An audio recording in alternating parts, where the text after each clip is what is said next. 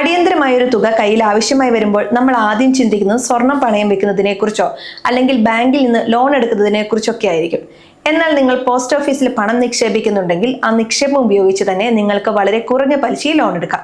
ഇത് എത്ര പേർക്കറിയാം? ഇന്ന് നമ്മൾ പരിചയപ്പെടുന്നത് എളുപ്പത്തിൽ ലോൺ ലഭിക്കുന്ന 7 പ്രധാന പോസ്റ്റ് ഓഫീസ് പദ്ധതികളെ കുറിച്ചാണ്. ആദ്യത്തേത് RD ആണ്. സാധാരണക്കാർക്ക് ഏറ്റവും പ്രിയപ്പെട്ട പദ്ധതിയാണിത്. നിങ്ങൾ 12 തവണ കൃത്യമായി പണമടച്ചിട്ടുണ്ടെങ്കിൽ, അതായത് 1 വർഷം പൂർത്തിയായിട്ടുണ്ടെങ്കിൽ നിങ്ങളുടെ നിക്ഷേപത്തിന്റെ 50% വരെ ലോണായി എടുക്കാം. ഇതിന്റെ പ്രത്യേകത എന്താണെന്ന് വെച്ചാൽ RDക്ക് ലഭിക്കുന്ന പലിശയേക്കാൾ വെറും 2% കൂടുതൽ മാത്രം പലിശ നൽകിയാൽ മതിയാകും. 2026 നിരക്ക് പ്രകാരം ഇത് വലിയൊരു ലാഭമാണ്. രണ്ടാമത്തേത് PPF ആണ്. ദീർഘകാല നിക്ഷേപമായ ഇതിൽ 3-ാം വർഷം മുതൽ 6-ാം വർഷം വരെ നിങ്ങൾക്ക് ലോൺ എടുക്കാൻ സാധിക്കും. നിങ്ങളുടെ അക്കൗണ്ടിലുള്ള തുകയുടെ 25% വരെയാണ് ലോൺ ലഭിക്കുക. പലിശ നിരക്ക് വെറും 1% മാത്രമാണ് എന്നത് പലർക്കും അറിയില്ല. മൂന്നാമത്തേതായി നാഷണൽ സേവിംഗ് സർട്ടിഫിക്കറ്റ്. ഇതൊരു നിക്ഷേപ സർട്ടിഫിക്കറ്റ് ആണ്. നിങ്ങൾക്ക് പെട്ടെന്ന് പണം വേണമെങ്കിൽ ഈ സർട്ടിഫിക്കറ്റ് ബാങ്കുകളിൽ ഈടായി നൽകി ലോൺ എടുക്കാം. പോസ്റ്റ് ഓഫീസ് നേരിട്ടല്ല ഇത് നൽകുന്നതെങ്കിലും ഈ സർട്ടിഫിക്കറ്റ് ഗ്യാരണ്ടിയായി വെച്ച് എല്ലാ പ്രമുഖ ബാങ്കുകളും ലോൺ നൽകാറുണ്ട്. നാലാമത്തേത് കിസാൻ വികാസ് പത്ര. പണം ഇരട്ടിയാക്കുന്ന ഈ പദ്ധതിയിലൂടെ സർട്ടിഫിക്കറ്റും NSE പോലെ തന്നെ ബാങ്കുകളിൽ പണം വെക്കാവുന്നതാണ്.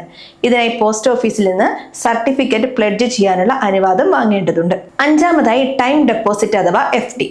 1, 2, 3 അല്ലെങ്കിൽ 5 വർഷത്തേക്ക് നിങ്ങൾ പണം സ്ഥിരം നിക്ഷേപം നടത്തിയിട്ടുണ്ടെങ്കിൽ അതിന്മേലും വായ്പാ സൗകര്യം ലഭ്യമാണ്. ആറാമത്തേത് മന്ത്ലി ഇൻകം സ്കീം. മാസം തോറും വരുമാനം ലഭിക്കുന്ന ഈ പദ്ധതിയിലും നിക്ഷേപ തുകയുടെ നിശ്ചിത ശതമാനം ബാങ്ക് വായ്പകൾക്കായി സെക്യൂരിറ്റിയായി ഉപയോഗിക്കാം. ഏഴാമത്തേത് സുകന്യ സമൃദ്ധി യോജന. പെൺകുട്ടികൾക്കായുള്ള ഈ പദ്ധതിയിൽ നേരിട്ടുള്ള ലോൺ സൗകര്യമില്ലെങ്കിലും കുട്ടിക്ക് 18 വയസ്സ് പൂർത്തിയാകുമ്പോൾ ഉപരിപഠനത്തിനായി നിക്ഷേപത്തിന്റെ 50% വരെ പിൻവലിക്കാൻ സാധിക്കും. ഇത് ലോൺ അല്ലെങ്കിലും അടിയന്തര ആവശ്യത്തിന് ഉപകരിക്കും. ലോൺ എടുക്കുമ്പോൾ ശ്രദ്ധിക്കേണ്ട ചില കാര്യങ്ങളുണ്ട്. നിങ്ങളുടെ അക്കൗണ്ട് ആക്റ്റീവ് ആയിരിക്കണം. കൃത്യമായി KYC രേഖകൾ അപ്ഡേറ്റ് ചെയ്തിരിക്കണം. 2026 നിയമപ്രകാരം ആധാർ കാർഡും മൊബൈൽ നമ്പർ ലിങ്ക് ചെയ്തിട്ടുണ്ടെന്ന് ഉറപ്പുവരുത്തണം. പലപ്പോഴും ലോൺ തിരിച്ചടയ്ക്കാൻ വൈകിയാൽ പിഴപ്പലിശ വരാൻ സാധ്യതയുണ്ട്.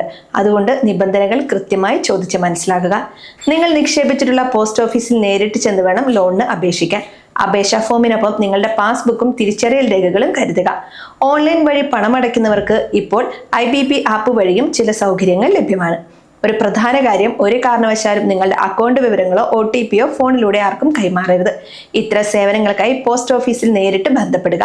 2026 പുതിയ പലിശ നിരക്കുകൾ ഓരോ 3 മാസം കൂടുമ്പോഴും മാറാൻ സാധ്യതയുണ്ട്. അതിനാൽ നിലവിലെ നിരക്ക് പോസ്റ്റ് ഓഫീസിൽ നിന്ന് ചോദിച്ച് മനസ്സിലാക്കുക.